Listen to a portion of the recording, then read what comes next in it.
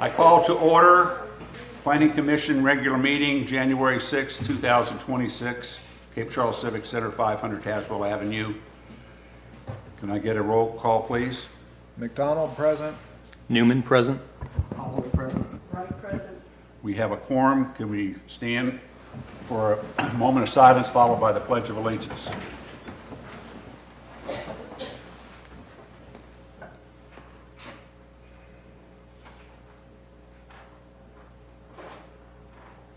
Join me in the pledge.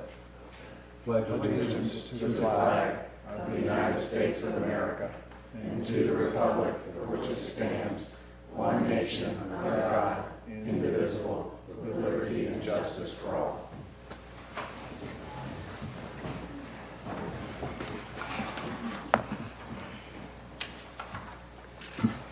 Does anyone object to approval of the consent agenda? Hearing none, the consent agenda is approved by common consent. Public hearings.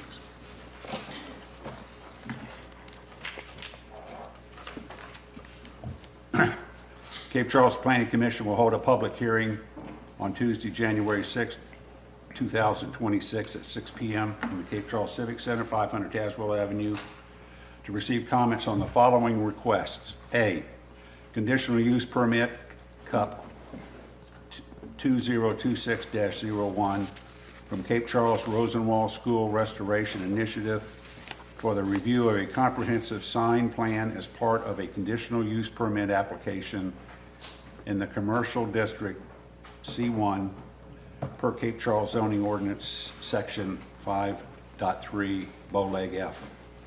B, comprehensive plan amendment 2026-01 application from the town of Cape Charles to amend page 41 accessory dwelling units by removing language that prohibits ADUs being rented for less than 30 days. And C, zoning text amendment ZTA 2026-01 application from the town of Cape Charles to amend Article 4, Section 4.1, Bowlegs J, Bowlegs 2, Bowlegs A, and Section 4.14 to incorporate new language to allow accessory dwelling units, ADUs, to be rented as a short-term rental. All right. Planning. Jack, you want to do staff report for the CUP?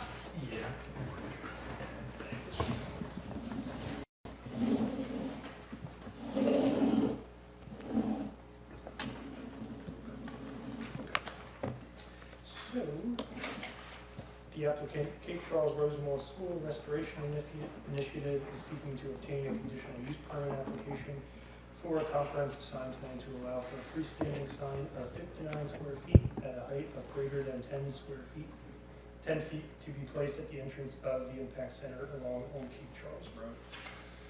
So this is the first time that a business in the Commercial 1 district has requested a sign that exceeds the maximum allowable square footage of 24 feet for a permanent on-site freestanding sign. After further review, the application presented to the Planning Commission by the Cape Charles Rosenwald School Initiative for approval of a comprehensive sign plan to allow for a 59 square foot freestanding sign at a height greater than 10 feet to be placed at the entrance of the Impact Center has demonstrated a consistency and adherence to the requirements laid out in Article 5, Section 5.3F.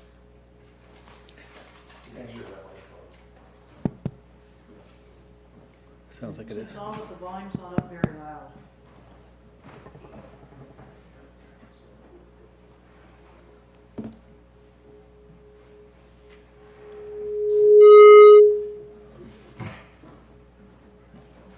Jack, can I just ask you a quick question? Is that supposed to read at a height of no greater than 10 feet or greater than 10 They feet? are asking for an allowance greater than 10 feet. Okay. And the applicant is here. If you have any questions for her. And our ordinance does have a height restriction at 10. So just a clarification here, it said in the C1 commercial district, and this is really in the Harbor Light Industrial District, right? No, No. it's C1. C1.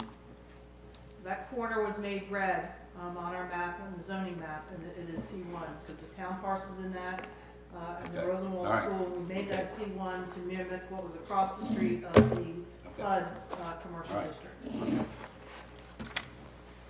All right, the applicant want to come forward and don't want to talk?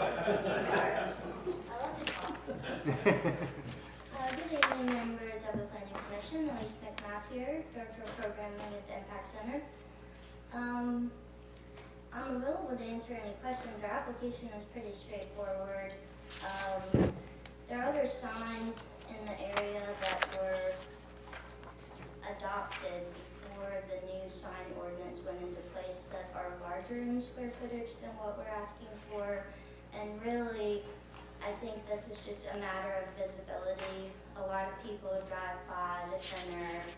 They actually stop in the middle of the road to read the historic placard and admire the newly restored building. And we'd love to be able to optimize the sign to advertise some of our community programming with like a letter marquee board, I think you call it. And that puts us above the minimum square footage allowance, so, yeah.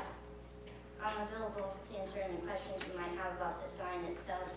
It's very marginally above 10 feet, and if that is an issue, we can certainly just reduce how far above the sign is on the posts themselves to get the sign within that 10 feet, but I think it's the square footage that's Words of loud, speak loud. okay. Yeah, are there any questions about our sign? Any questions from commissioners? Does it not have any lighting on it?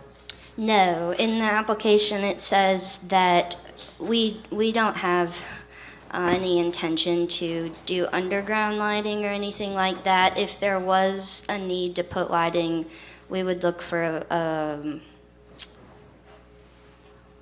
financially something that would be a little bit more cost effective, like maybe some solar lights or something like that, but nothing that would be on all night or anything. Okay. Did you consider other ways to deal with the bottom section of that, in terms of, temporary signs when you're having events versus something that large and significant there year-round? This would just be the most cost-effective. We are a nonprofit, so being able to reuse the same sign is more cost-effective for us and what we're hoping to provide the community with our programming. So this has ruined my holidays with my mother because my mom, is, as you know, is on the board of the Rosenwald School. And I have the enviable task of getting to sit up here and look at these types of issues. And I think back to when we interview people to sit on these boards and commissions, we specifically ask them one major question is, are you able to look past what you think is the okay and go by what the ordinance says? And what we have now is an ordinance that's barely a year old that tried to take into consideration, it wasn't like these are ancient ordinances that never knew that we'd become what we are or start to do the things that we're doing. And obviously, I'm a huge supporter, as I think everyone is, of everything that's being done there and is going to be done there. I just worry that we just right out of the gate, not just stretch a precedent and stretch a requirement, but we kind of blow it out of the water from a square footage standpoint by going from 24 to 49. And I mean, that's even larger than, it's 50% larger than what we have zoned as acceptable in the industrial, the next one up, so to speak. So I guess my question is, are you sure that you need a sign that's that big? And let me just expand upon that 1 second. I drove around today, very conflicted. Like, do I zip it or do I express some thoughts? The Kipta Peak Elementary School is 50 square feet, 5 by 10.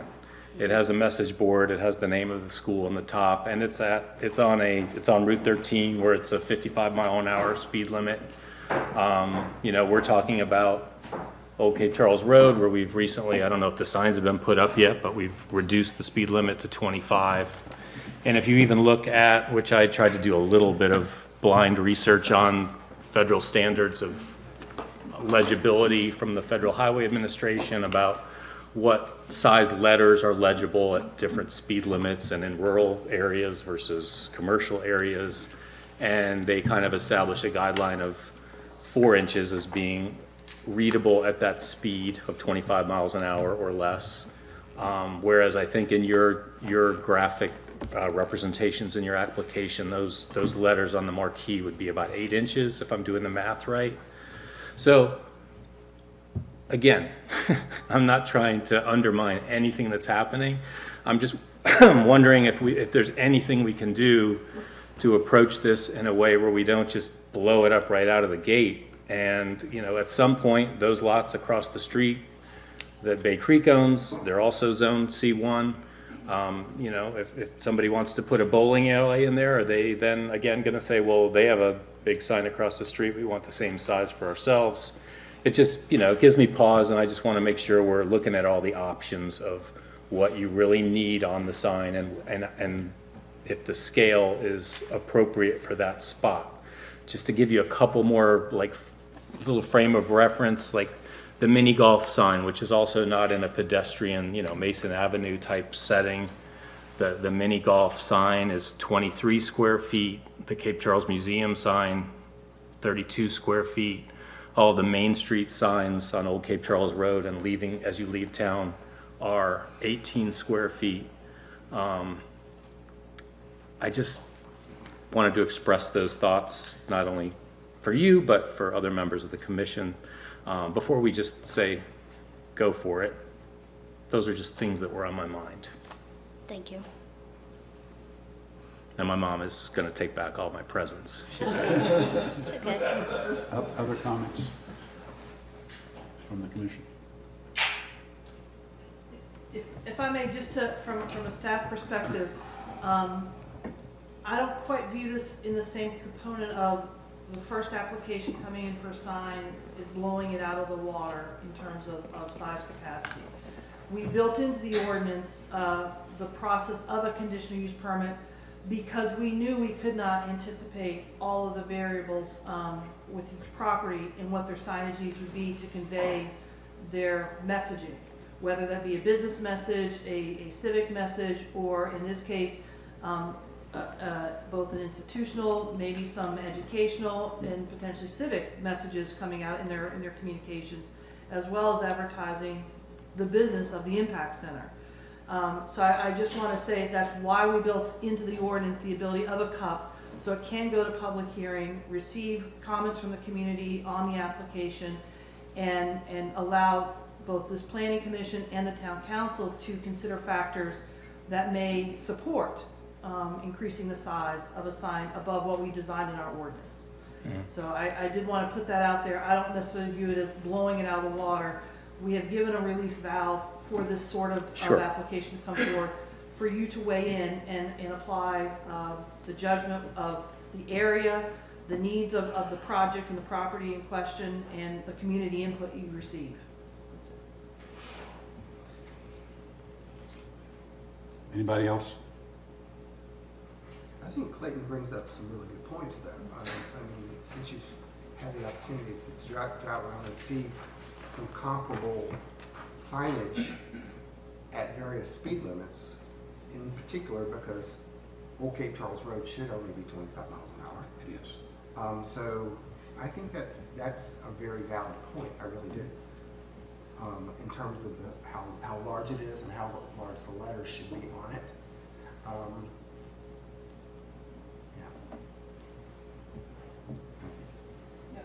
I wanted to express some similar concerns too. I was sitting in my dining room looking at one of the walls and saying the sign is bigger than that wall up to the ceiling. And it just seemed like a very big sign for almost kind of any area. Particularly in the files, I think you brought up some good points with other signage in the speed limit and what people will be able to see with the smaller. So you all are familiar with the Yacht Center sign at the bottom of the hump? That's 80 square feet for reference.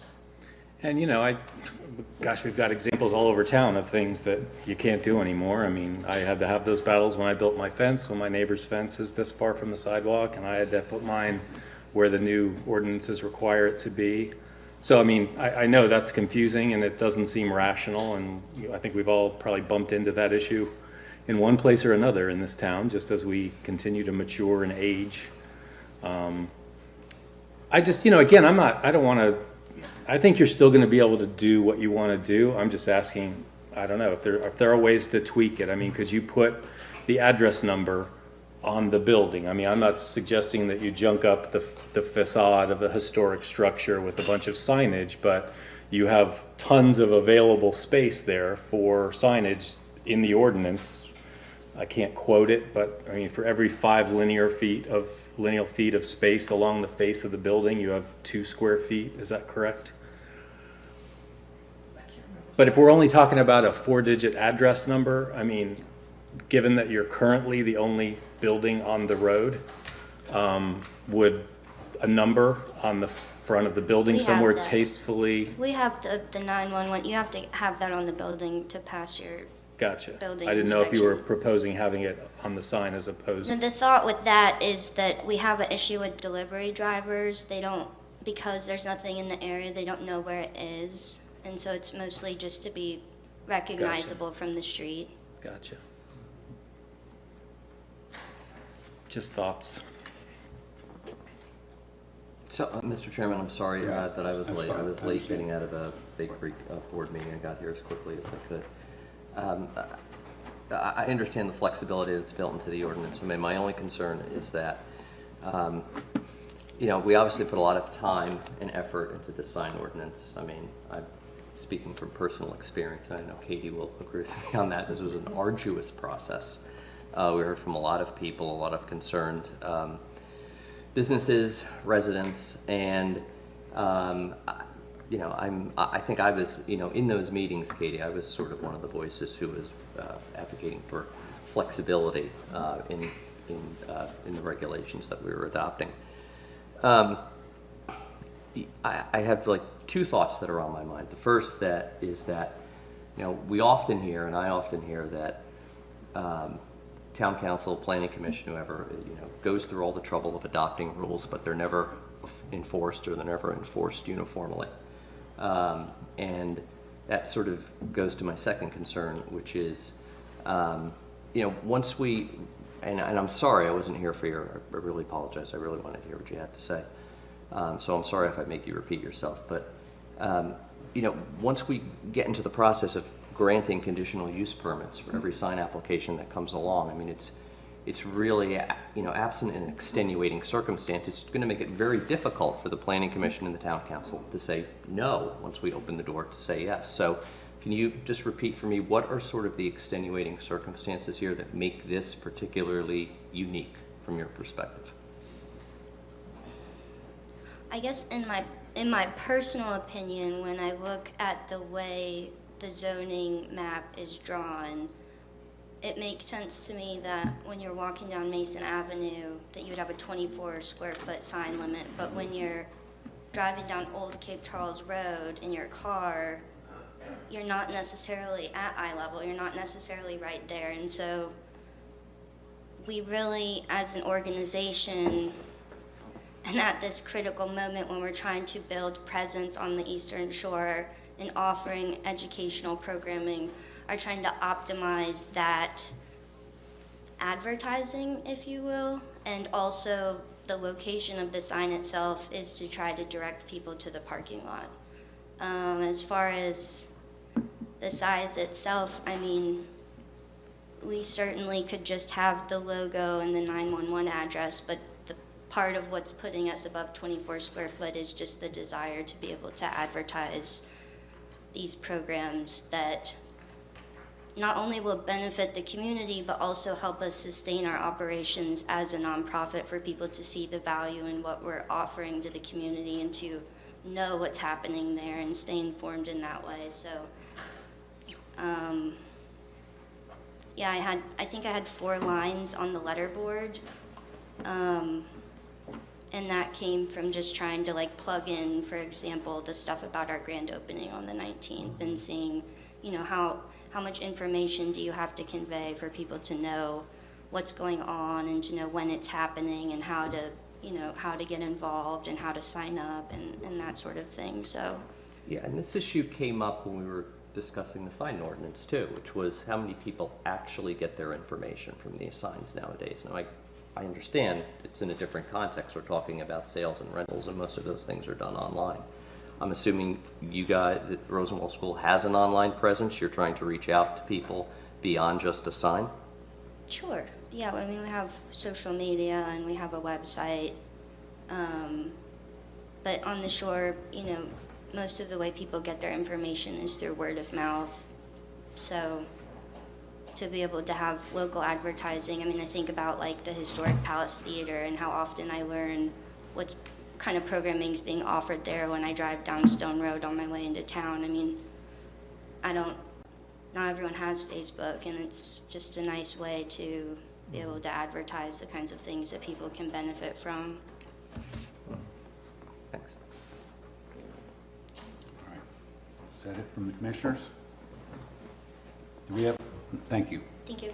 Do we have any public comments? No one has signed up for any public comments, but you can open it to the floor if anybody wants to comment. Does anybody want to comment on this one particular matter, CUP, conditional use permit? Okay, if not, do I have a motion? Close public. Motion to close the public hearing on this item. Okay, have a second? Second. Okay, so we have a motion and a second to close the public hearing. All in favor say aye. Aye. Opposed? It's closed. Next,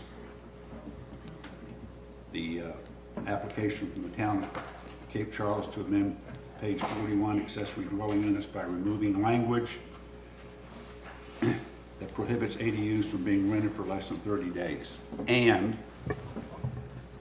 zoning text amendment for the application for the town of Cape Charles to amend Article 4, Section 4.1, J2A, and Section 4.14 to incorporate new language to allow accessory dwelling units to be rented as short-term rentals. Mr. Chairman, if I may make the staff presentation on this matter. Before I actually go into the written staff report, I know there's been some communication that you may have received at this point that it will also be offered as testimony today. So I do want to offer some clarification on process and where we've gotten to. Again, just so everyone knows, a zoning text amendment as well as a comprehensive plan amendment can be advanced in only 2 ways.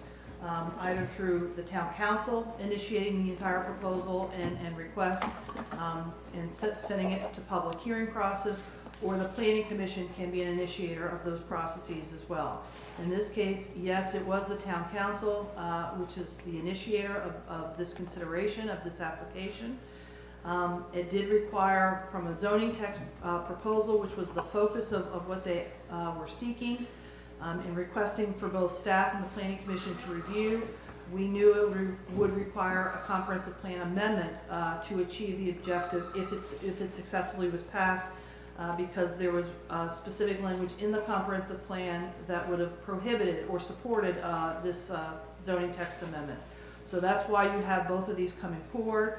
In terms of process, it took several meetings, both in which you were consulted early on as this was coming forward from the town council. They had actually received this as a request, as you recall, from the Cape Charles Civic League organization, seeking the zoning text amendment to allow ADUs to have STRs in them. And they were seeking your assistance in helping to craft the proposed text amendment itself, and seeing if there were any other documents that needed to be touched along the way as part of that review process. And I do acknowledge at this point We started this actually in September. We had a work session, that was our first time discussing it, was at a September work session. And at that meeting, we had raised one of the issues which is currently shown as a proposed change in this document of the zoning text amendment relative to the +2 consideration of occupancy that is in the STR ordinance. At that time, you had had that discussion of either trying to place the restriction of not allowing the +2, or you wanted some consideration of a restriction relative to the number of bedrooms. And in that September meeting, you had asked for some input, that the building official be consulted on some of this to see where he came in on this particular matter. And so in that regard, what came back and what went to council at that point did include that recommendation through the building official and myself that the +2 not be expanded to apply to accessory dwelling units if STRs are allowed in them. So I do want to make sure that that's clear to everybody how that came about. Again, that was referenced in the September 22nd work session of the Planning Commission, where it was discussed and then showed up in the subsequent documents over to the town council, and then further provided back to you as it came out from town council, as they settled on what should be the draft policy being proposed for public hearing consideration. Council has not assumed that they will adopt this as presented. It was presented for public consideration, so there's the whole point of a public hearing is to hear from the public and hear also from the Planning Commission that there may be further language tweaks that need to be made, language deletions, language additions that could be proposed through this process moving back out. So what you do this evening, hopefully we will reach a recommendation to the town council, because the town council is scheduled for public hearing at their meeting later this month, the 3rd Thursday of January, which is the 15th. 15th? Sorry, thank you. On the 15th, and at that meeting, the town council will hold a public hearing, and they could or could not make a decision that night. So they could make further attempts to study if through the process they decide additional work is needed to further refine the proposal. So I just wanted to make everybody clear on that process. I will acknowledge when we wrote the staff report, we did make an error and not fully call out every element of the proposed changes to discuss it in greater detail, but we did include it because it's fully encapsulated in the resolution of intent from town council, from when they saw it to when they adopted it to when they further continued to consider it over the last 3 months or so. So I did want to make that clear to everybody. With that said, I'm going to go through again the staff report and backtrack to where, yes, at our October 7th regular meeting of the Planning Commission, we did devote a substantial amount of discussion about these proposed changes because we recognized that there needed to be changes in the comprehensive plan document, as well as what we were putting together in the zoning ordinance for changes to make this concept move forward. And there are changes that have to happen in the section of our zoning ordinance dealing with accessory dwelling units as well as short-term rentals, because ultimately all of these structures are first considered accessory buildings under our ordinance. Then we have a section of the ordinance that then puts it into a further category of use of accessory dwelling units that we have further criteria for. And then third, if it's going to be considered for short-term rentals, there's a third section of the ordinance that has further restrictions and criteria for short-term rentals. So I just want everybody to know there are 3 sections of this ordinance that deal with this, and again, it all ties back to which zoning district all of these are located in, which could be in the R1, the R2, the R3, the CR, the C1, the C2, the C3, the harbor commercial.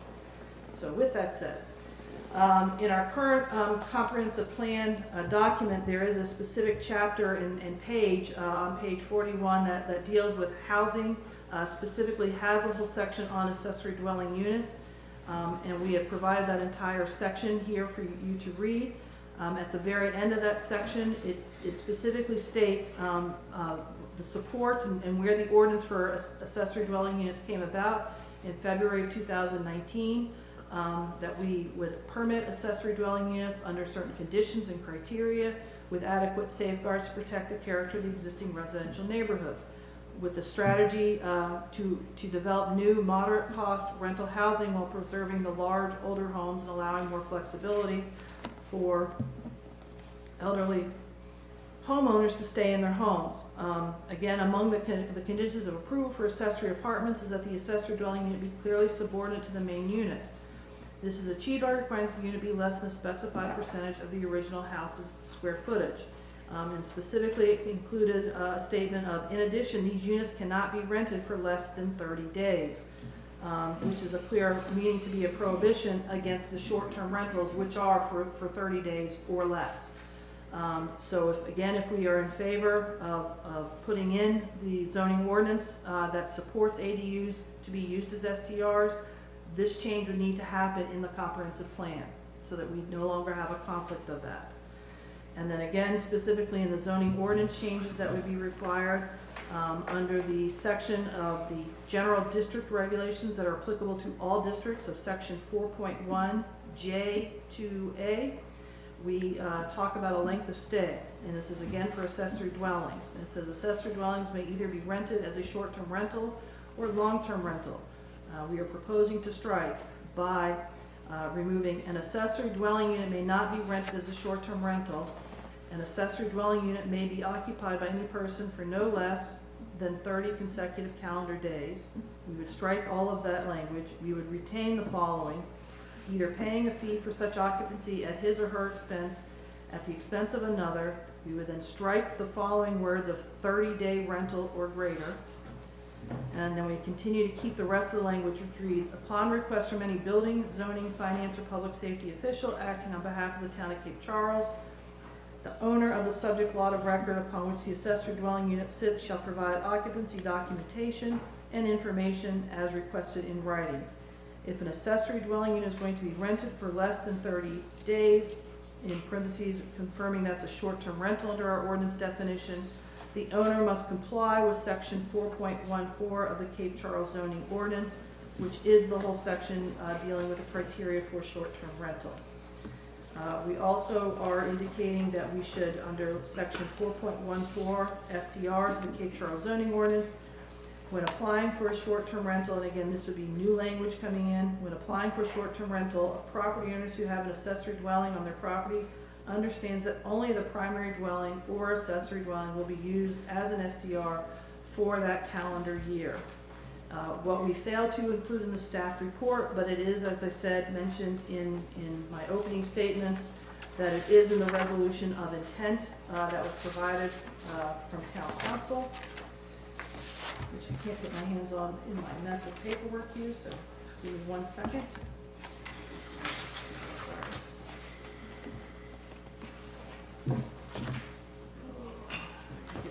This, I got so much, I'm so sorry. It's gonna be 160. Yeah, Thank page you. 160. 160, I appreciate that. Thank you, Rick.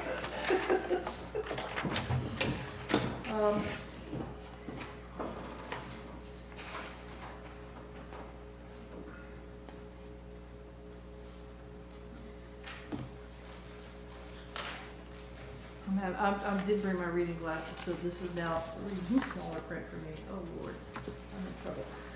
Additionally, then, add a new section in section 4.14 STRs B as new item number 4. A property with a legal accessory dwelling unit in accordance with section 4.1J may apply for only the primary dwelling unit or accessory dwelling unit to receive an annual short-term rental permit. There will be no allowance for both dwelling structures to be utilized as an STR in the same calendar year. If the ADU is applying for an STR zoning permit, the requirements outlined in the STR ordinance must be met to establish number of applicable bedrooms and occupancy for the STR. The ADU is prohibited from the +2 occupancy allowance contained in section 4.14 C5, which again, that is referencing the short-term rental criteria section.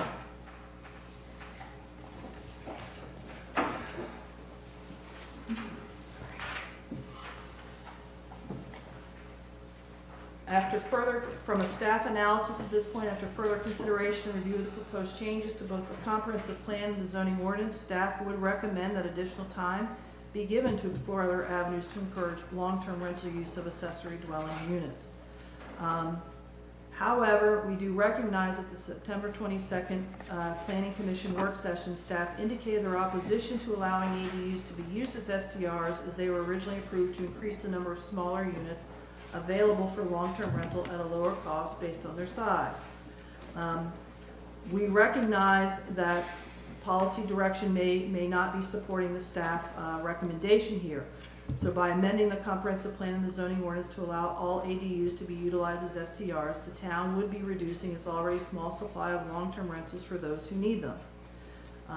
We felt remiss if we didn't continue to express our concerns over this consideration before you this evening, but we understand if this is the direction that the town wishes to take, of course, we will implement it as you dictate. So with that said, staff brought these proposed changes from the Planning Commission to the Town Council on October 16th. After discussion, the Town Council did pass resolution of intent number 2025-1016 to move both the comprehensive plan text amendment and zoning text amendment to a public hearing. You didn't see it immediately because from that night, council and staff, meaning me, had a discussion relative one component of the proposal relative to comp plan language changes. And so I was provided an opportunity to review that further, and I did bring that back to them at the December meeting, in which I felt the comments raised by the town council were appropriate at this time, that the language that I was suggesting be added to the comprehensive plan relative to our housing needs did not need to be affixed to this discussion of the ADU to STR issue. But should be raised in the near future, that we should add some increased capacity language in there, documenting our need of different housing stocks and types in locations of where they might be located within our various future land use map designation districts. So with that said, that's when we, after the December meeting, this was finally kicked off to go to public hearing, which is what we are doing this evening. Any questions for me?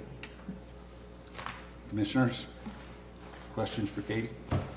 I think I'll pull the scab right now and ask, what was the rationale between yourself and the building administrator? I think that's the right term there.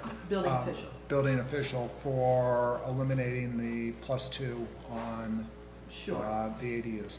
So as I mentioned to you, there are 3 components of the ordinance that you have to work your way through in ensuring that you're in compliance with all the requirements of the ordinance. So if you look under accessory structures, which is how all buildings other than a residential home are classified as, whether that be a garage, whether that be a gazebo, whether that be an ADU, it first has to be viewed as an accessory structure. So under the, again, general regulations, chapter 4, is exceptions to the regulations, item E. It states, it bases on the size of what is your frontage width first. So if your front lot width is 80 feet, less than 80 feet, it establishes a maximum size of what that ADU can be, or accessory structure. I'm going to keep saying the wrong terms because we're talking about the same issue again and again in different ways. Accessory structures can be no greater than 550 feet is where they cap out at. And so that is the top limit of what you're looking at on the majority of our lots in the R1 zoning district. I say this because the majority of the lots are size 40 by 140. So that puts them under that requirement of they don't have the front lot coverage at greater than 80. They're under the 80 feet mark. I'm not saying that there aren't some lots that are greater than are at that 80 feet or greater. There are some of those lots, especially if they are duly owned by the same person or corporation and they are adjacent to each other. We do have some of those lots. There is an allowance, again, also under that same section of the ordinance that provides for those that exceed that 80-foot lot frontage up front, they can have an accessory structure greater than 600, up to 660 square feet. So there is a cap on the size of that. So if I come back to the 550, I'm not saying most of them hit 550. There are other considerations that restrict how large the accessory structure can be. There are components in here that deal with distance from the side setbacks and the rear setback and the front setback, the distance of separation between the principal house and where the accessory structure gets placed. So there become further limiting factors, really how large of a accessory structure you can have on your property, all depending on how big was your house. So I just want to put all those considerations in place. I'm not saying that we don't have a fair number of accessory structures that are 550, but I actually don't think we have as many as you think. I think they are falling slightly smaller than that. They could go as small as 300. That's typically around the size I'm seeing. Sometimes we are now having people ensure that they don't have to pull a building permit to have an accessory structure. And if I'm remembering correctly, the building permit threshold is 256 square feet. I'm hoping I'm saying the right number. Where you can put up an accessory structure without having to pull a building permit. So sometimes people self-limit the size of their structures to not have to go through certain processes in the town. With that said, we then turn to, okay, if you're going to then convert this to an accessory dwelling unit or build it as an accessory dwelling unit, now I look at those standards. Again, under Article 4 of the general regulations for accessory dwelling units. Sorry, I gotta get myself down there. Or Bill, if you can tell me exactly what section it is again. I know you have it at the end. It's 4. It's on page.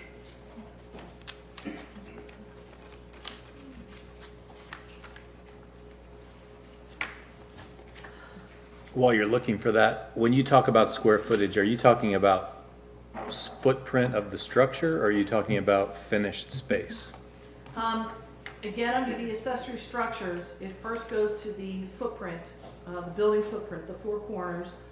As we move into actual livable space, as we move into those considerations, that becomes to the finished space. So that could be a 2-story consideration coming into play at that point.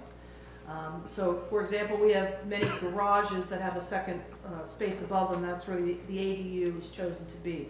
We don't count the garage in the calculation of the accessory dwelling unit, especially if we've assured when it was constructed that there is a clear separation, meaning there's a doorway, there's a delineation of how you get access from the garage to that accessory dwelling unit. So again, each of those are lot by lot considerations. As the plans come forward, we work with the property owner on those issues to figure them out. Gotcha.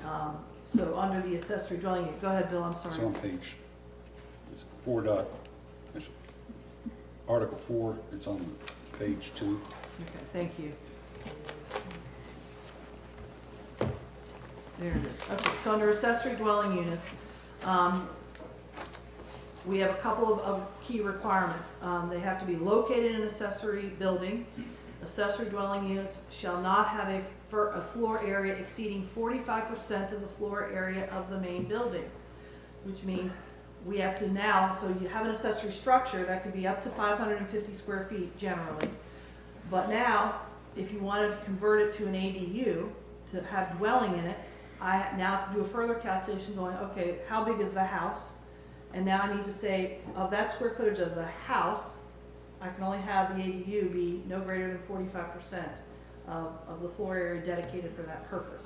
So there's, I won't say there are clean answers, there's math in all of this, and it is lot dependent, each consideration we're doing this on. So that's why, that was another consideration as we threw into this.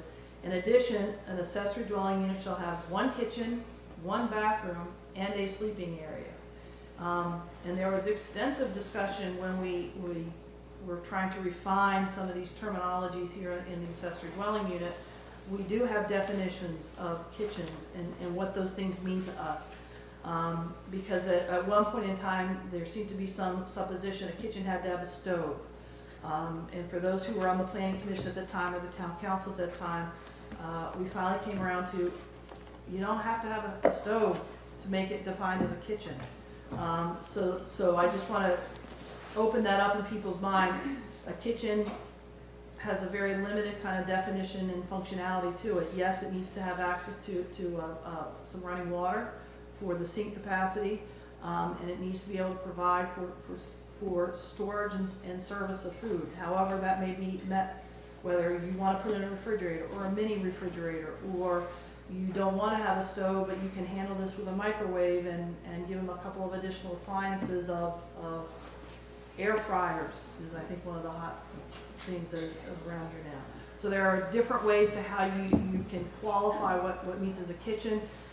It is not very specific in our ordinance, because again, there's not a required element of a stove or of those functionalities to be in there to be a kitchen. Yes, there's some common sense that needs to be exercised as to what we call a kitchen. And as I said, it needs to have a bathroom and a sleeping area.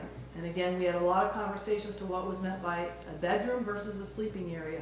And we specifically chose to use a sleeping area because, again, there was a presumption that if you're at 550 square feet and you've allocated some of that for kitchen purposes and some of it for the bathroom space, then what would be left over is what we call a sleeping area, which could be transitional and functional in multiple purposes. It could also be the sleeper sofa where you put the bed away and you sit on the couch, things of that nature. So we are trying to be as flexible as we could when we wrote the ADU ordinance. So I want to make you aware of that limitation, so that's our further consideration. And then lastly, if we're looking at these to be used for STRs, as you will recall, we went through that process at length as to STRs, and there are requirements of the STR ordinance that we have to follow on that. And so going through that process, we actually do have definitions for bedrooms, and that is a key issue under the STR ordinance for occupancy. And so under the bedroom definition, to have an occupant of one, I'll start there, that puts us at 70 square feet. Sorry, I gotta get myself over here to read them all. Good, so let me come back. So occupancy, we say there'll be no more than 2 lodgers per bedroom plus 2. Part of this comes down to, okay, then how do we define a bedroom? And so a bedroom comes down to, yes, it is square footage based. So if you have one person in there, you're at 70 square feet. If you're going to have 2 people in there, then I need to have 100 square feet for those 2 people to be in that bedroom space. There also are other requirements to determine it's a bedroom that deal with the height of the ceiling, that deal with flow of location to where the bathroom is, and to ensure you are not having to traverse through a bathroom to get to a bedroom. And there's also a requirement dealing with ventilation. There's also that has to be triggered as well. Those all are reviewed by the building official to determine if that space qualifies as a bedroom under the short-term rental ordinance. So at that point, when you look at most of these ADUs that are in the town as a whole at this point, trying to fit in the kitchen, a bathroom, and a bedroom space that would meet the STR bedroom definition, we felt it was getting really tight to try and fit more than 2 people in that space. And so that's where we came in on that position of feeling limiting the occupancy, not the allowance where you could have more than 2, that plus 2 consideration council built in, should not extend to ADUs because they're very small. And most of them are in that condition, and that's where we came in on our recommendation. That's what was gone forward. Did you have discussions with regard to square footage as an option there? That if it was over X square feet, plus 2 could still apply, and if it was under that, it would not apply. Was that a discussion you and the building official No, considered? no. And if you sat back and thought about it again, is that something you might consider in your recommendation? I mean, if I've got a 500 square foot ADU, which is bigger than most of these, you would think you could put 2 plus 2 I'm not in saying there. you couldn't build in certain tiers of review based upon square footage. I can just say we went for trying to figure out how to put forward a solution to move this forward as quickly as we could. Okay, thank you. Katie, are you aware of any ADUs that are over 500 square feet in town? There may be some that were prior to the ordinance or built not in compliance with the ordinance, and the town allowed that to happen, yes.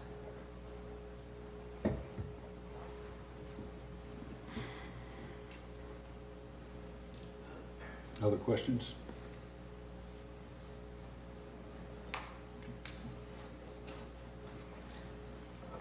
Public hearing, public comments? Any other questions? Not for Katie, no. Okay, so do we have public comments? From Claudette LaJoy. Okay. Lucky you to follow that. Please state your name and your address, and you have 3 minutes. Oh, that won't be a problem. My name is Claudette LaJoy. I am president of the Cape Charles Historic District Civic League. My address is 127 Peach Street here in Cape Charles. Thank you all for all of the time you've devoted to these meetings. I did send you my remarks earlier, but for the sake of everyone online, they can hear them directly. Many historic property owners have shown their continued support for accessory dwelling units as short-term rentals, as demonstrated by the signed petition that was presented to you of the 117 people back in December, and their involvement in the ordinance reviews and updated processes in all the various stages to date over the last several months. As the Cape Charles Historic District Civic League, we've been following the progress of ADUs as short-term rental discussions, as well as being present at all of the various planning commission and town council meetings on the topic. I respect the process and requirements required to make a change to any of our town ordinances, so thank you for the continued progress forward, for which I hope continues this evening. Text amendments have been presented to remove language that prohibits ADUs from being rented for less than 30 days, as well as incorporate new language to allow ADUs to be rented as short-term rentals. This is great news. However, for clarity, in a staff report presented to Town Council on October 16th, 2025, proposed language for Section 4.14 was presented as the ADU is prohibited from the +2 occupancy allowance contained in Section 4.14C5. As part of the ordinance revisions presented today, which referencing page 38 and 39 of the, I believe, 181-page meeting packet, the reference sentence is not included as part of the proposed revisions. I request the Planning Commission, as part of their text amendment reviews, to ensure simplicity and fairness, that there is no need for separate rules or prohibitions for accessory dwelling units as short-term rentals in all of the required documentation. Please do not hesitate to let us know as the Historic District Civic League how we can assist on this issue and continuing to move our town forward with its changing community needs. Thank you. Thank you. And then we got Sam Jones.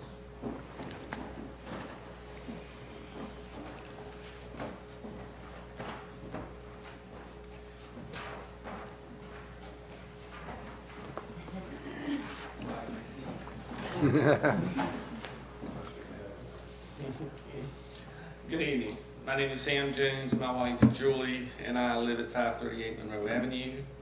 Thank you for the opportunity to speak and for your service to the town. As you consider whether to allow accessory dwelling units to be used for short-term rentals, I ask that the following current zoning requirements remain in place, and Katie will have gone through some of these. First, as recommended, that zoning language be added that only one STR can exist on a given property. That is, the primary dwelling or the ADU, but not both. Second, that all aspects of section, 4.1E accessory buildings shall continue to apply. And as Katie said, these generally relate to building location, setbacks, size, and height. Third, that under section 4.1J accessory dwellings, language allowing property owners to use an accessory dwelling unit for family and personal guests by right remains in place. And some of you will recall that that was a big discussion, and the town council actually made that adjustment at the very end when they were putting in the STR regulations. And then finally, number 4, that parking requirements remain in compliance with section 4.5B3 off-street parking and loading standards which state that the minimum number of off-street parking spaces required by an ADU is 1 off-street space per unit. As noted, other than adding language allowing only 1 STR on a property, these requirements are currently in place and require no action by the Commission or the Town Council. Of course, a more fundamental question is whether the town needs more STRs within its boundary, or is the market now saturated? Thank you again for the opportunity to speak. Thank you. Any more? Yeah, I'm gonna apologize because MJ. You good? Okay. So we got 2 written comments.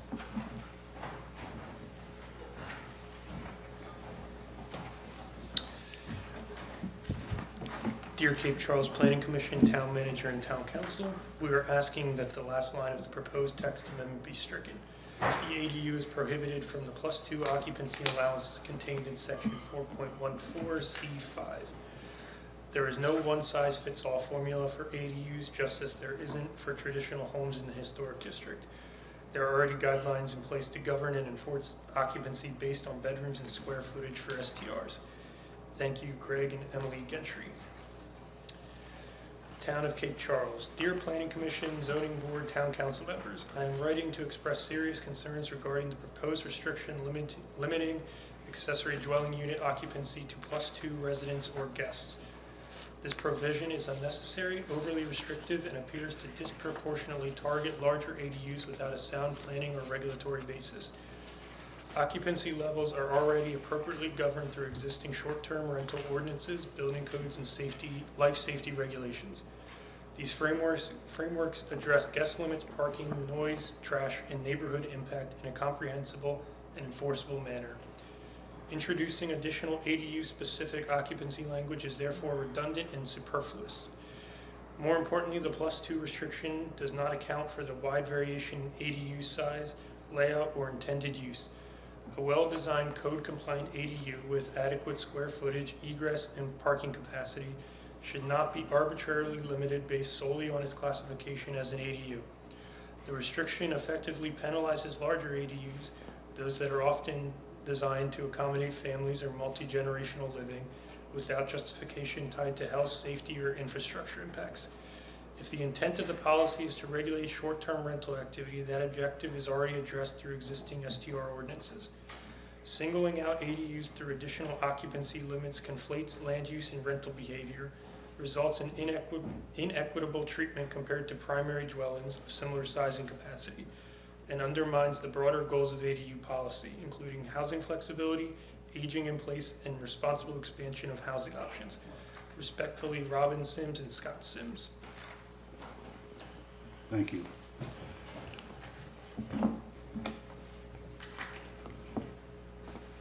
Any more comments? That's it? There is no further. All right. So I have a motion to close the public hearing? Second? No. Oh, So moved. so moved. There you go. Second. Oh, well, it was obvious you didn't write it. That was 3 minutes of my wife's time. Can I just ask one thing, but I don't want to hold this up? Go ahead. Do I need to step up there? Yes. And give us your name and address, please. All right. Yeah, my real name? It's Scott Sims. I'm 401 Madison Avenue. One thing I would love to see, but I don't exactly know how to ask for this, but I got sick 3 years ago. And if something were to happen to me, my wife would live in that unit and we would rent our house. Would be the only way she'd survive. So the whole thing about for a whole calendar year, you can only do one or the other, I'm totally in favor of, but I think there ought to be something written in an emergency situation that maybe at some point you could get out of using the small one as a rental for that year and switch it to the larger one without having to go through a whole lot of hoopla just because this is the only way it's going to fly. And I don't want to necessarily add it tonight, but I think that's something to consider in the future. We're residents here. This is what the residents are asking for to help us out a little bit, to help pay off these taxes and different things that we're, you know, it's very expensive. Yeah. and my wife wouldn't survive if I were to pass. So I would just appreciate it if there was some way in the language that allowed for special need or special something to be added to it. And again, I don't want to slow this down because that could be added any time, but that is something I would look forward to seeing as a possibility for people that could potentially be in a situation to just protect some of our citizens. That's all. All right, thank you. Thank you.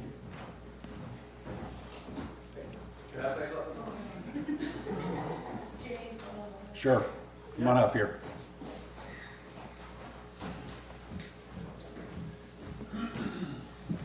Greg Gentry, 542 Jefferson Avenue. I just want to let y'all know that we have an ADU that is over 1,000 square feet. The town allowed it. It's there. Everybody knows about it. 2 bedrooms, 1.5 bath, full kitchen, full living area. Just so you know. Thank you.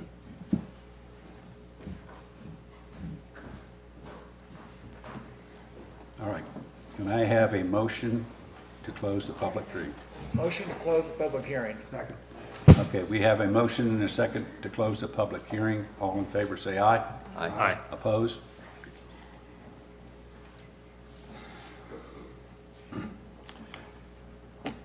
Citizen comment period for any item not subject to an advertised public hearing. Do we have any? No unfinished business? New business? Conditional use permit application 2026-01 from the Cape Charles Rosenwald School Restoration Initiative for review of a comprehensive sign plan as part of a conditional use permit application in the Commercial District C1 for Cape Charles zoning ordinance section 5.3 Boleg F. All right. Discussion.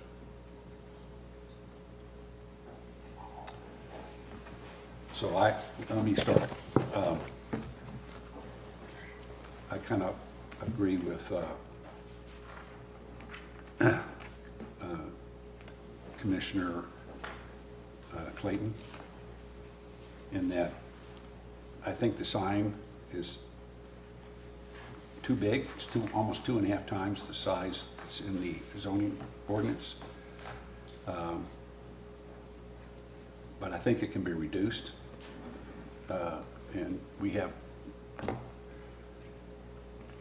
there's means to do that. So that's my thoughts. You know, something like maybe it maybe could exceed the 24 square feet, but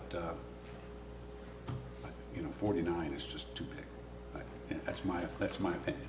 Is it 49 or 59? 59. I'm sorry. Yeah. I have a similar thought process. That'd come in at under 10 feet and 32 square feet, and the reason behind it, I could see that, but going 2.5 times the current requirement and exceeding the 10 foot on top of that just seems too significant. I feel like we all have an appetite to be flexible. If I could just kind of go like that on the image and just, I mean, I'm happy to have a conversation with you outside of this room about some ways to design it so that maybe you can still accomplish the same objectives and get your message across and have the visibility that you're looking for. But, I'm certainly open to a cup on this, but I'd love to see it scaled back a little bit. Anybody else? Yeah, I agree. I agree, like to too. see it scaled back. I would too. So if I might at this point, because it sounds like there's a desire, it sounds like a majority desire, you're supportive of a cup because there needs to be some allowance above the zoning ordinance. I wasn't clear if you all agree that you don't think there should be an allowance on the height. The height is in the zoning ordinance is restricted at 10 feet. So Yes. I think it can be 10 feet. Okay, so I just want to make sure, so you're not actually considering a cup that would increase the height, but you do feel you'd be supportive of a cup to increase the square footage, but not to the amount that they are seeking, which is 59 square feet. So somewhere between 24, but less than 59. So to some extent, versus having them to delay because this is going to, your recommendation would go to the town council. The town council may support the application as presented, or they may say they feel the same way. Do you, I know that's hard to do right now on the fly, do you have what you would be willing to support as a maximum square footage capacity for this sign? Somewhere between over 24 but less than 59. What number would that outer reach be? You know the sign that you like, that you can imagine, when I say, or not even gonna measure. So, I'd say 36 to 40. I was thinking 40. I was 36 thinking to 40. Yeah, 36 to 40. Katie, what is the regulation, what does the ordinance say? 24. It's- 24, It's, yeah, Real estate sign is 24 square. permanent on site. Yeah. No. 24. A real estate sign? Standalone's 24 feet. Like the mini golf sign is 23 square This is feet. considered a freestanding Yes. sign, it's a correct? freestanding sign in the sign. commercial district. Right. Yes, So that's So- 24 square feet. 24 square feet. So mini golf is 23, we're saying maybe up to 40. That's considerably larger than the mini golf, which we all drive by on a daily basis. It's an 8 by 5. That's a good size. That's an 8 by 5 sign, What is? at 40 square feet. Oh, yeah. Right. Square footage is actually what's in. Golf sign's 40. Huh? You said the golf sign's 40. No, I said it could be an 8 by 5 I see. Okay. sign. Well, if you make it 36, it's a 6 by 6. That's right. Or a 9 by 4. Or not. I was a mathematician. So I've heard a maximum of 40 square feet or 36 square feet. So, What is the mini golf sign? What- 23. 23. 23. It's 5 by 4.5.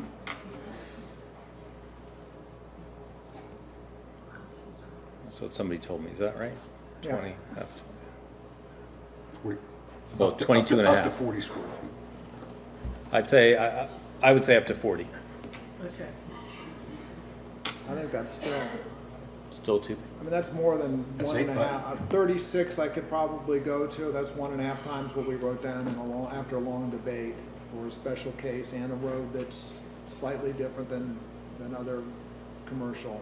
But, you know, I hate blowing, you know, a metric there, because it's gonna set a precedent. That's my concern. And before we actually finalize a proposed recommendation motion for you, I also want to raise, since you raised the issue of lighting, and we had that conversation with the applicant as this was coming forward, and they indicated there would be no lighting. I know there was a consideration of referencing, we might in the future look at solar lights or some other lighting capacity. I would just want to make that part of any proposed recommendation motion you make to the town council, that if they are going to consider any lighting of this, that would have to come back through an approval process, not a conditional use, but approval in compliance with the ordinance, because we do deal with solar lighting as well as exterior lighting for signs in particular now in our ordinance. So that's all I would just want to alert to the property owner and applicant. They would just need to come back through the permit and amend their permit application and submit for the lighting improvements they may seek for that. That's all. So, want me to help you put together a proposed recommendation motion, or are you good to wing it on your own? Well, we landed on the number. It sounds like up to 40 square feet with a height not to exceed 6 feet. No, No, no. the height could go to 10. I'm sorry, 10. Height I could got go to 10. focused on something else you guys were talking about, my fault. Not to exceed 10 feet. Right. And again, any lighting addition to the sign would have to come forward and receive approval in compliance with the ordinance.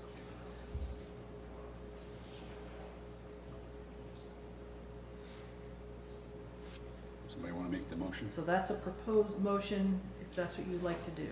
Can you read that, please? So you would recommend to the town council to approve a CUP 2026-01 not to exceed 40 square feet in size and not of the sign signage, and not to exceed 10 feet in height for the sign. And any lighting consideration of the sign would come back to be approved under compliance with the ordinance. And Bill, I'd like that number to be 36. I know it's kind of arbitrary, but it just seems that you know, that's 50% greater than what the 50% ordinance greater. calls for, and I'm a little concerned going bigger than that. But I'm only one vote. If you guys want to go with 40 and we take a vote, that's fine. Your 2 votes. I agree. And so far, there's no voting because nobody's actually made the motion. No, I know. No, we're just, this is, so we're just, yeah. So I initially said 36 myself. Yeah. So did Jim. So I'm good with 36 too. That's 1.5 times greater than, Yeah, then the 24. So does someone want to make that motion? Again, recommend to the town council. we have 4, so, yeah. So Okay. I need a motion. Who's making the motion? I'll make the motion. Okay. I make a motion that we recommend the CUP 2026-1 Rosenwald School Initiative comprehensive sign be no greater than 36 square feet and no higher than 10 feet and complies with the zoning ordinance lighting requirements. Second. Discussion. Any discussion? All right. I don't know if I can say my motion again. Let's vote. So, all in favor say aye. Aye. Opposed, nay? All right. Has it. Correct.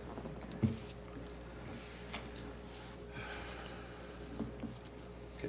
All right, so next is the comprehensive plan 2026-01 applicant from the town of Cape Charles to amend page 41, accessory dwelling unit, by removing language that prohibits ADUs from being rented for less than 30 days. And zoning text amendment 2026-01 application from the town of Cape Charles to amend section 4, section 4.1, Boleg J, Boleg 2, Boleg A, and section 4.14 to incorporate new language to allow accessory dwelling units to be rented as a short-term rental. Discussion.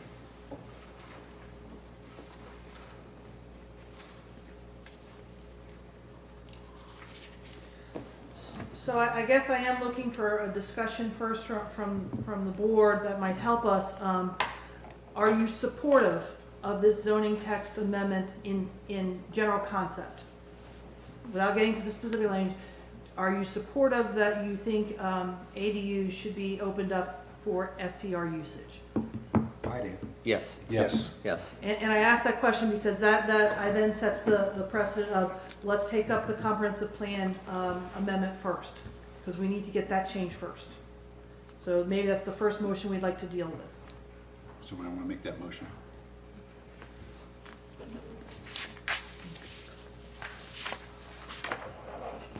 Make a motion that we consider changes to the comprehensive plan to allow ADUs to be used as an STR. It's specifically to approve the application of comprehensive plan amendment 2026-01 Sorry. to amend page 41 accessory dwelling units by removing language that prohibits ADUs from being rented for less than 30 days. Yep. Yes. Okay, so, That's it. want me to restate my Yeah, motion? that's the same exact language there. okay.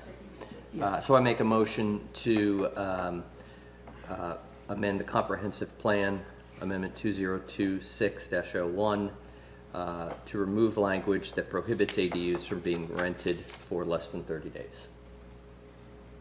Second. So we have a motion and a second. Any further discussion?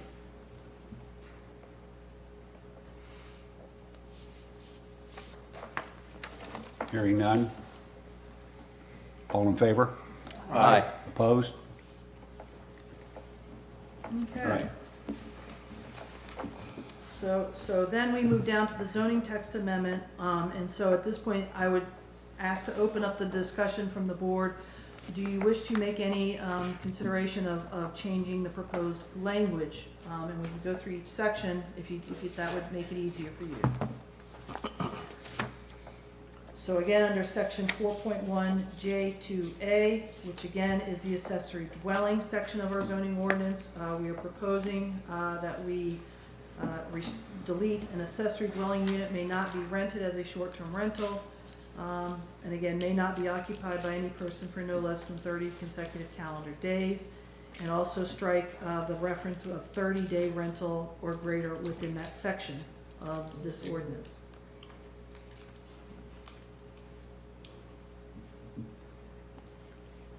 Somebody want to make that motion? Well, I'd like to see the whole issue of only two in an ADU. We need to take that language out of there because if like Mr. Gentry said, if you've got a larger ADU, you don't restrict somebody to two because they obviously can have more people. And that's not in That's not- that section yet. I'm taking it piece by piece, Jim. Yeah, okay. So I'm just doing the proposed amendment just into J2A, length of stay. Don't we want to do this all as one, or do you really think we should break each paragraph down? I'm just trying to see if we're all okay with this Okay. language first. I'm not saying take the vote yet. I'm just trying to see, are you okay? You want to change any Yeah, of the I language or mean, not? that language is fine as you have it Okay. outlined, I think. And then if I then now move down to the new section, that would be added to section 4.14 STRs, B, new item number 4.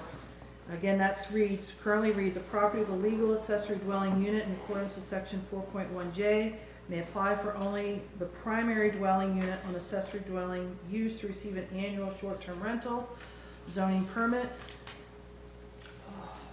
There will be no allowance for both dwelling structures to be utilized as a short-term rental in the same calendar year. If the ADU is applying for an STR zoning permit, the requirements outlined in the STR ordinance must be met to establish number of applicable bedrooms and occupancy for the STR. The ADU is prohibited from the +2 occupancy allowance contained in section 4.14C5. Do you want to change any of that language? I think the big discussion there is the +2, so let's have some discussion on that. Well, we do know that there's at least one ADU that is greater than 550 square feet.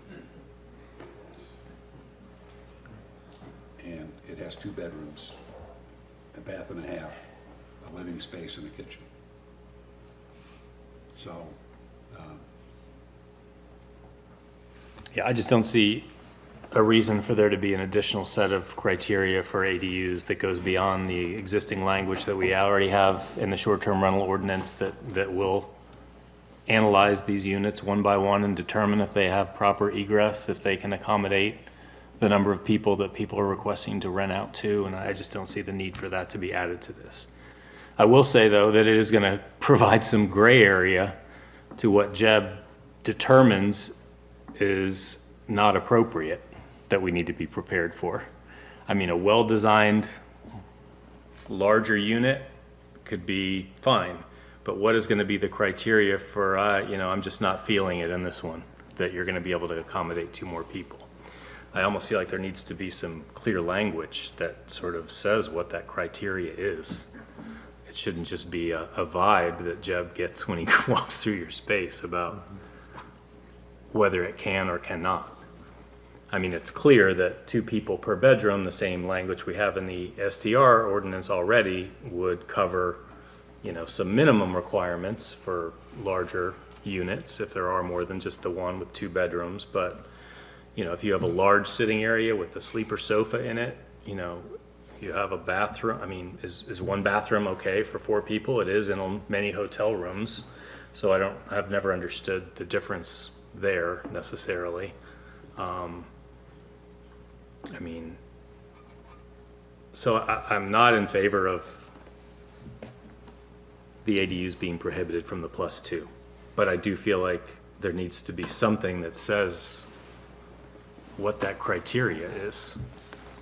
So I'm not disagreeing, just to weigh in, again, to reiterate, in ADUs, we don't define it as a bedroom. It is called a sleeping area. Right. And we have no definition of a sleeping area under our zoning ordinance. Again, I pulled up, just so I'm ensuring I'm telling you the exact definition of a bedroom. I know I paraphrased a few things on it. I've got it here right now.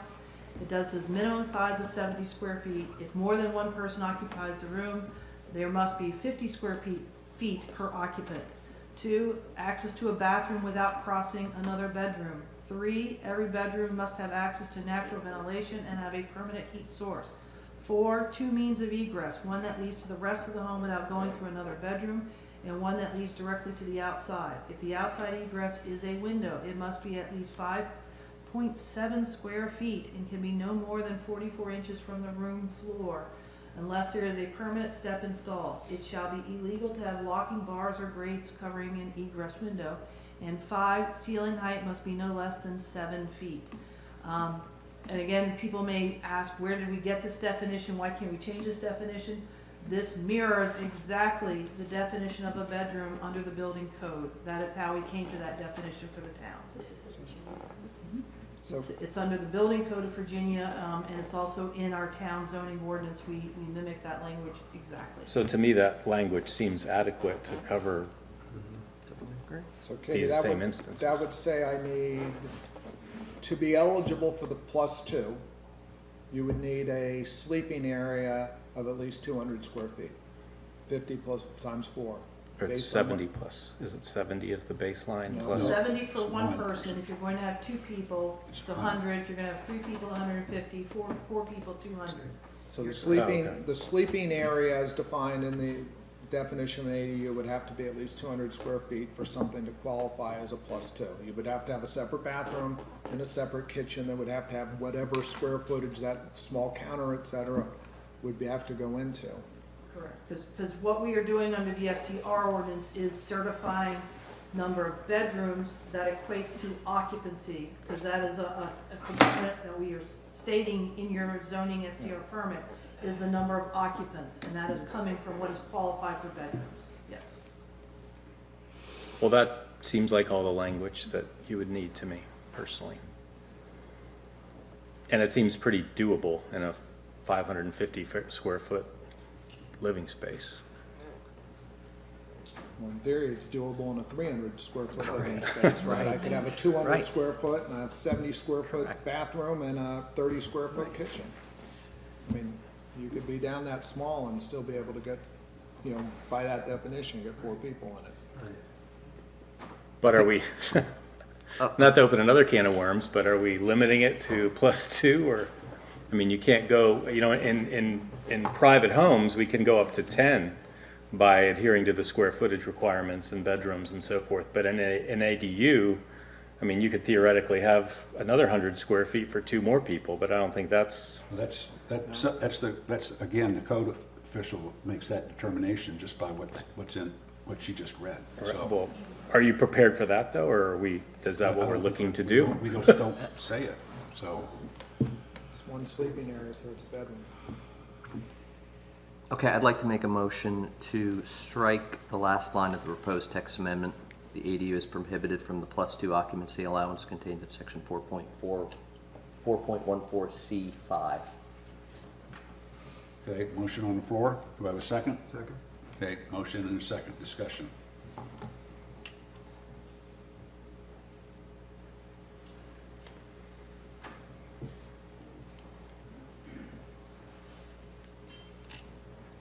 Well, hearing none. All in favor say aye. Aye. Opposed? So with that struck, then, I would need a motion recommending the 2 sections that we have proposed for changes to section 4.1J2A, length of stay, and this new section 4.14B, item number 4, less that last sentence you just struck, if that is your recommendation over to the town council. Do you want me to read it? And Sure. This is all part of zoning text amendment, what number am I on, 202601? 202601. Thank you. All right. You need a motion? Yes. I make a motion that section 4.1, Bowleg J, Bowleg 2, Bowleg A, length of stay and accessory dwelling may either be rented as a short-term rental or a long-term rental by either paying a fee for such occupancy at his, her own expense or at the expense of another, upon request from any building, zoning, finance, or public safety official acting on behalf of the town of Cape Charles, the owner of the subject lot of record upon which the accessory dwelling unit sits, shall provide occupancy documentation and/or information as requested in writing. If an accessory dwelling unit is going to be rented for less than 30 days short-term rental, the owner must comply with section 4.14 of the Cape Charles zoning ordinance. And then also looking to Okay. add the new section. Adding a new section 4.14 STRs, Boleg B, new item 4. A property with a legal accessory dwelling unit, ADU, in accordance with section 4.1 Boleg J, may apply for only the primary dwelling unit or accessory dwelling unit to receive an annual short-term rental zoning permit. There will be no allowance for both dwelling structures to be utilized as a short-term rental in the same calendar year. If the ADU is applying for an STR zoning permit, the requirements outlined in the STR ordinance must be met to establish number of applicable bedrooms and occupancy for the STR. Need a second? Second. Discussion?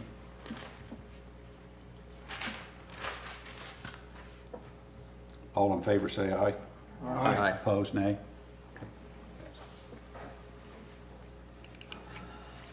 All right. Are you ready to move along here? Just so you're aware, we will include the additional comment that was provided from Mr. Sims with his request for consideration of some additional policy considerations to this. So that will be passed on to town council to see if they wish for us to take this up for further action. Thank you. All right. C, adoption of 2026 Planning Commission meeting calendar. Everybody's gonna, Jack, you're up for this. don't everybody leave at once now.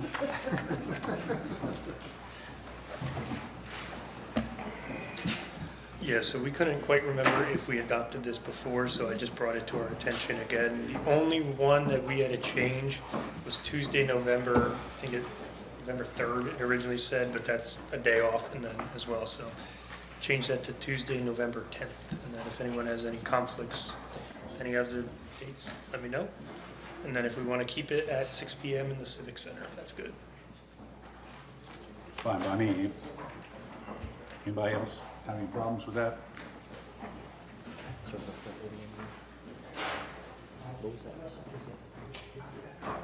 November 10th. The 3rd is the first one, that's election. Okay, that's fine. And then next one is a review the planning commission bylaws. Is there anything you want to, that's unique in there? Nope, just wanted to bring it to your attention again, have you guys look at it and see that as well. Okay.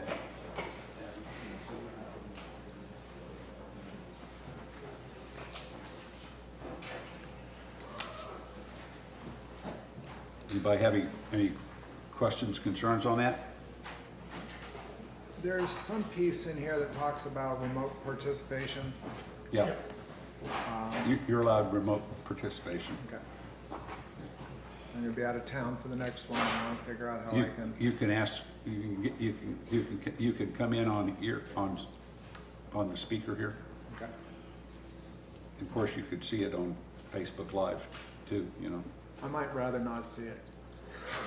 That's fine. In order to participate as a member, you would need to, yes, just inform the staff in advance, we let the chairman know, and then we will set up, provide you the team link to come in, and that then allows you to not only hear, but we can hear you. Okay? Any other questions or things on that? All right. Report of officers and committees. Anything on there, Katie? No. Standing staff reports, nothing? Well, I probably should, well, I guess it's a standing staff report, just again, I know you've received communication from my office. The railroad and harbor master planning process is underway. We hope you were able to participate in the upcoming community meeting that we are having next Tuesday. There are 2 sessions. They are duplicates of each other, so you don't have to attend both. One is being offered at 12 p.m. and then one is at 6 p.m. Will you be at both? You can come to both if Will you you want. be at both? Will I be at both? I will be here all day for this, yes. And with that said, some of you are on our project management team. They are meeting earlier in that same day to kick off the day with our consultants, the Berkeley group. So I just wanted to urge everyone to come to that. If you are not able to attend at all and you still would like to participate, we will be what's it called? Facebook live streaming it. We have also have now provided some limited access for some of our membership for the Microsoft Teams capacity. So again, if you feel you really would like to be able to vocalize some of your comments and you can't be in attendance personally at the meetings, we are providing access to the Teams link.